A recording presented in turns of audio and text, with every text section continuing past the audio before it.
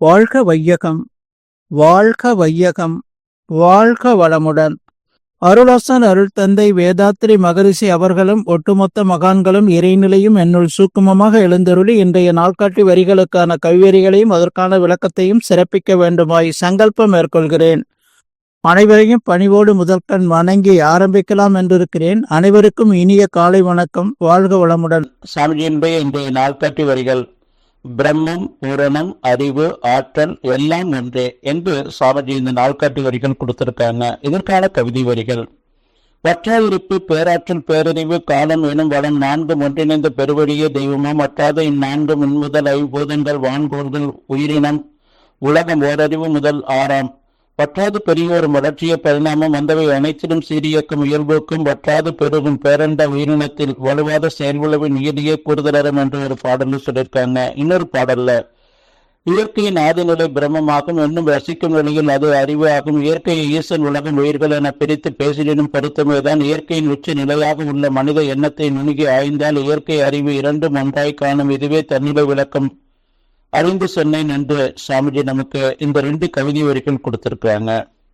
இந்த நாள்காட்டி வரிகள்ல என்ன சொல்றாங்க சாமிஜின்னா, பிரம்மம், பூரணம், அறிவு, ஆற்றல் எல்லாம் ஒன்றே என்று சாமிஜி சொல்றாங்க.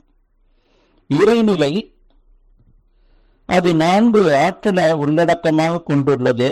வற்றாயிருப்பு, பேராற்றல், பேரறிவு, காலம், முத்திலன், தன்மாற்றம், இயல்பூக்கம், கூறுதலரும்.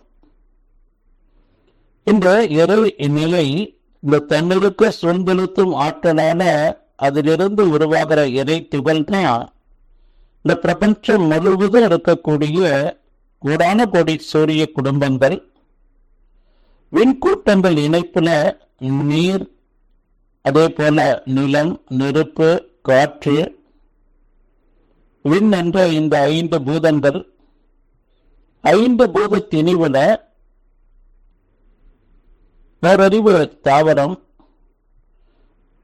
அடுத்த பரிணாமமான புழு, எறும்பு, அதே போல பாம்பு போன்ற ஜீவராசிகள், விலங்குகள், அந்த விலங்கின வித்திலிருந்து தோன்றிய அந்த முதல் மனிதன் இன்று பிறக்கக்கூடிய குழந்தை வரையிலும் தொடர்ந்து அனைத்தும் இந்த இறை நிலையினுடைய தன்னிருக்க சூழ்ந்தெழுத்தும் ஆற்றலால உருவான அந்த இறை துகளாலதான். அந்த இறை துகளினுடைய ஒவ்வொரு இறை துகளினுடைய மத்தியில இறைநிலை இருக்கு, அதை சூழ்ந்த இறைநிலை இருக்கு. மத்தியில் இருக்கக்கூடிய அந்த இறைநிலை விளக்கும் ஆற்றலாகவும், சூழ்ந்திருக்கக்கூடிய இறைநிலை சூழ்ந்து அழுத்தும் ஆற்றலாகவும் அறிவாக இருந்து ஒவ்வொரு இறை துகள்களுக்குள்ளும் அது அந்த இறை துகளை இயக்கி கொண்டிருக்கு. இந்த மையத்தில் இருக்கக்கூடிய இறைநிலை விளக்கு ஆற்றலாக இருக்கக்கூடிய அந்த இறைநிலை ஒவ்வொரு இறை துகளுக்குள்ளும் அந்த வெற்றிடம் அதிகமாகிக் கொண்டே வரும். அப்ப அந்த சுழற்சி முடியும் போது அந்த இறை துகள் கரும்புகையாக மாறி சுத்தவெளியோடு அது கலந்து விடுகிறது. இது இறை உண்மை.